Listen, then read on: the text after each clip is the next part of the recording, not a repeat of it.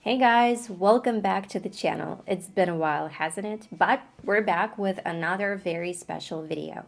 In this one, I'll both tell you and show you through real-life examples how I increase my vocabulary in English, as this is the only method I use because it is natural and the most effective for me. You know how I always tell you not to learn random words just for the sake of learning or aim for 10 new words a day? When you learn words without purpose and out of context and then don't really use them in real life, there's a 99.9% chance you will forget them. This is just how our brains work. They eliminate everything we don't use. If you don't use it, then you don't need it, and it gets deleted to make space for something useful. I've tried different methods to increase my vocabulary. And not only that, to be honest, it applies to everything: grammar, speaking, listening skills, and so on. So the best and the most effective method for me is to learn as I go. If I read something and come across the same words over and over again, I look them up, I see them in context, I see them recurring, I remember them. When I hear phrases or words repeated constantly and I can't quite figure them out from the context, I look them up. Most of the time, though, you will be able to figure out the meaning of a word based on the context. However, if you're not sure about the meaning and you either ask someone or look it up, when you make this extra effort, your brain considers it to be important information and transfers it into a folder named important, do not forget, in your brain. So in this video, instead of just telling you all of this, I'll give you some examples from my own life to demonstrate what I mean and how this works. I constantly learn new things and words, especially after moving to the US. And I understand that concepts like learn as you go or learn naturally might sound too abstract. One more thing that I'd like to say is that even if you watch a video giving you 100 advanced words in English or 500 casual words, it doesn't mean that you'll remember at least half of them. And there's no shade to such videos. I make them myself. I have videos like this on my channel. But truth be told, you're better off spending that time communicating in English and engaging in real-life conversation. I know what you might be thinking. But how do I talk to someone in English if my grammar and vocabulary are so bad?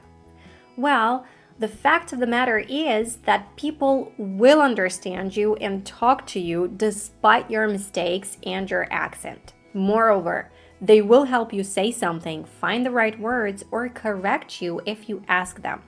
It's you they are interested in, not your perfect English. And the fact that you're making an effort will mean a lot to them. So the sooner you understand this and let go of your fears, the faster you'll improve. If you have no one to talk to, or you're still not ready to venture out into the world to have real-life conversations, I have a very good solution for you, so stay tuned to find out. My husband and I always discover new words and phrases during our conversations with Americans, and more often than not, we have these aha moments like, oh, so this is how and where you use this word, or oh, so that's what this phrase means. The same goes for developing your listening skills.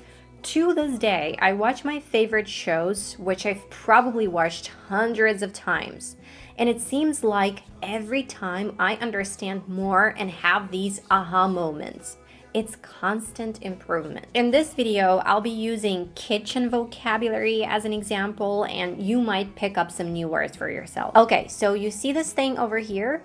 I never knew its name. I had seen it in some people's places, and I might have even heard someone mention it, but it wasn't important to me, so I either didn't pay attention or simply forgot. That was until I decided that I needed one of these things. So this is a sink caddy. It's funny because I knew the word caddy when we were looking for our bathroom caddy. I learned it back then, but I didn't associate it with this thing. Well, as it turns out, things like these are called caddies.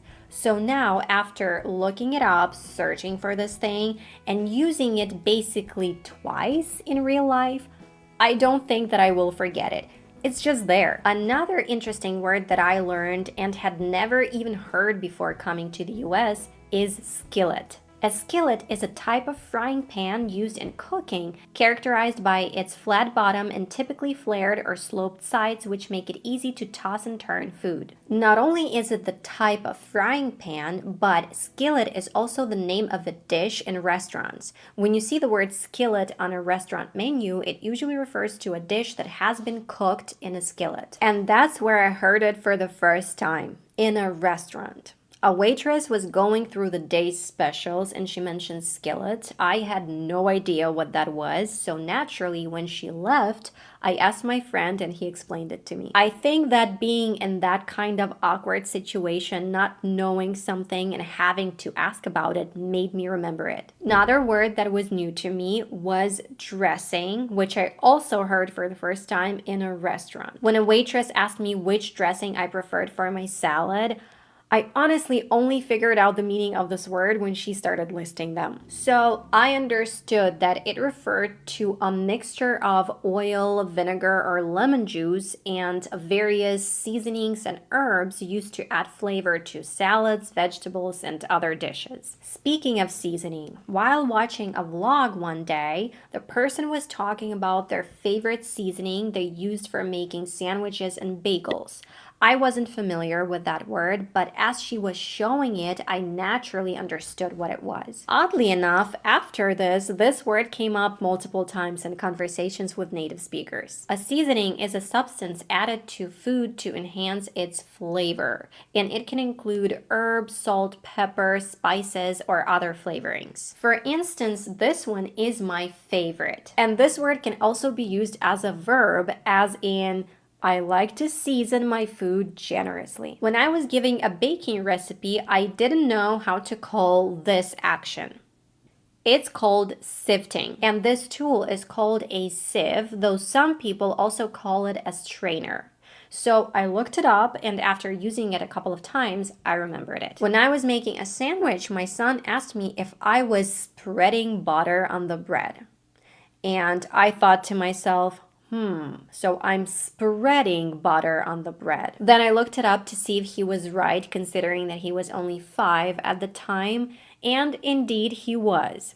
Just to give you some context, English is not his first language, but it's essentially his native language already. When we needed to buy this item, I needed to find out its name to look it up online or ask a store associate about it. So this is a dish drying rack. Now, what do you do when you have no one to talk to, but you want to use those new words you just learned? The easiest yet very effective way is to simply describe what you're doing to yourself. If you feel awkward talking to yourself aloud, do it in your mind. Think about what you're doing. For instance, you might think, all right, let's get a peeler and peel the skin off this cucumber. Or let's do the dishes and put them on the dish rack. You get the idea. Well guys, that'll be it for this video. If you found it to be useful, please give it a like and leave your comments in the comment section, and I'll see you in the next one. Bye!